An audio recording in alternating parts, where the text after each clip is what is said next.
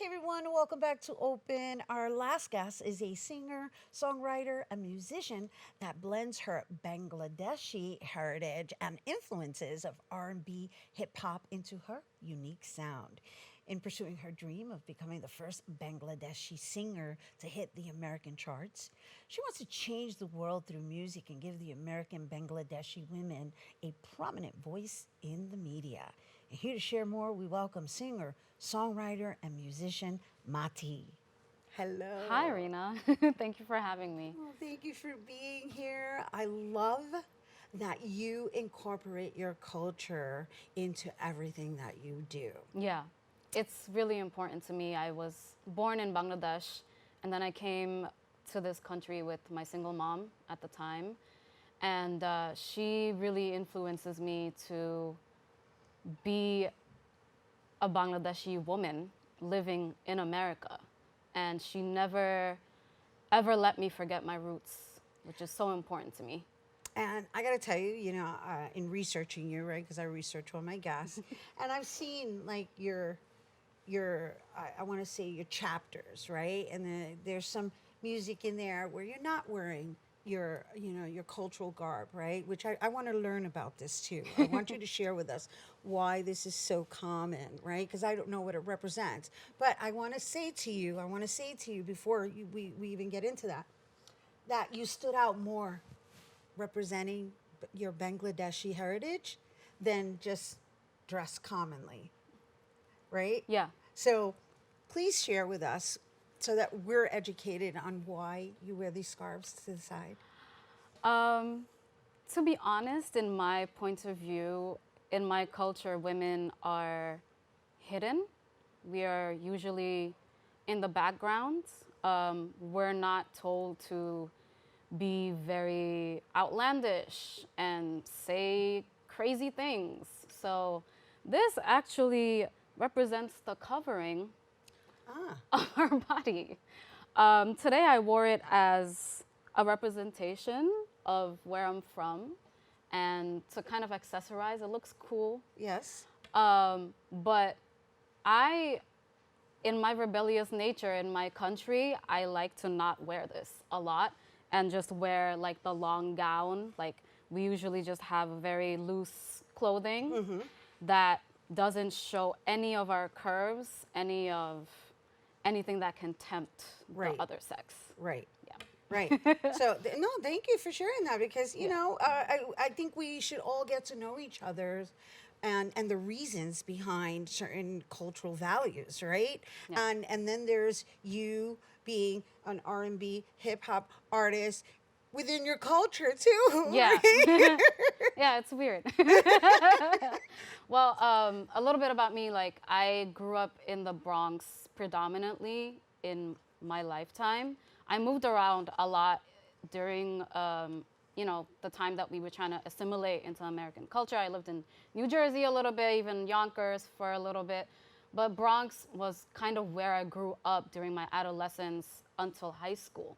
And I grew up on Sedgwick, right around the reservoir, actually, which is like 10 minutes away from here. Oh, so it's like coming So home. It's a coming home it party. is, yeah. I literally passed my building coming to the studio today, and it's what really spoke to me, the truth behind your feelings in R&B that artists are able to portray, and kind of the rebellious nature of hip hop and the influences around me during that time that kind of spoke to me, and that's kind of what made me who I am today.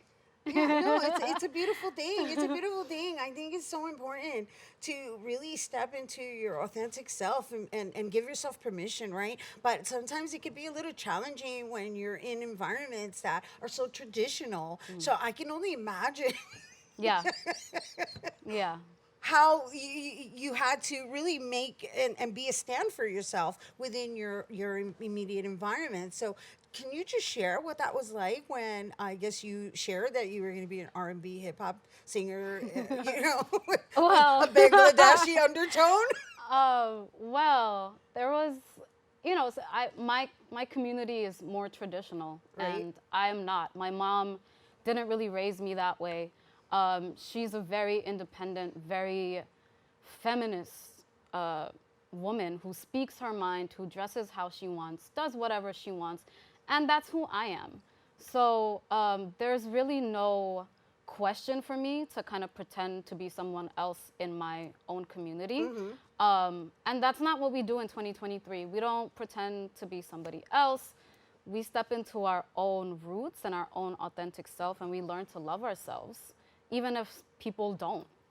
Even if people say, hey, you need to stop wearing that in this room because that's not what a woman should do on stage. Right. You know, there was one time that I wore a, a men's shirt, and it was a very baggy shirt. It had all the Bengali letters on it, and I was like, this is so cool. Like, why wouldn't I? I'm singing Bangla songs. I'm singing my country songs, but you're not gonna let me wear this. So I kind of had to step away from my community a little bit and let myself be in rooms that allow me to be there. And even if they didn't, I showed up anyway. So I hear you. I hear you. And I'm just really taking that in for a minute because that's really a bold and courageous stand to take, right? Because you're wearing the men, right? A male's garb, right? And as an artist, you're like, well, I'm still representing, I'm doing it artistically, but within the tradition, it's kind of like, okay, you're not honoring what we've raised you up in. And so how has that been, like, I guess having them embrace that I'm going to go out there into the commercial world and I'm going to represent us in the way that I see is going to have an impact, because really that's what you're doing. Yeah. Right. Because you went to LaGuardia Performing Arts High School. So you come from a mixed upbringing within your development. Right. So your music is fused based on the individuals that you developed with. Yeah. And so, but yeah, you still made it your business to hold on to your culture. And for me, that's admirable. That's admirable. Thank But you. I know it can be challenging. It's been challenging, but I will say that more women in my community that I like to take care of and kind of follow, I allow myself to be around people that will uplift me, that support me, that will make sure that I am protected. And a lot of women now just, we're in that era. We're in our bad girl era. You know, we do what we want, we say what we want, we wear what we want. And that's what we do now. So that's what we do. That's what we do. It's power to the women, Yeah. right? It's the sisterhood of, like, you know what? It's our world. You know, who run the world? Girls. Girls. Right, exactly. And so, you know, I was looking for, I read somewhere that you studied a particular style of music that connects us to the blessings of the earth. What is that? Again, please share with that, because I found that so interesting because you incorporate it into your work. Yeah, it's called Lalon Giti. So the singer, his name is Lalon, and he was around in like the 1800s.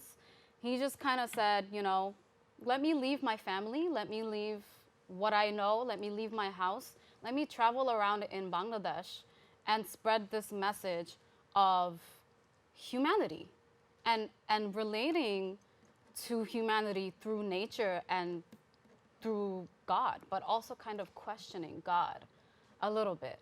And he was just a radical. And I think he kind of found me. There were no influences from my mom, from a teacher, from anybody. I just kind of... When you say he found you, this ancestor found you? I guess his spirit found me. What is his name again?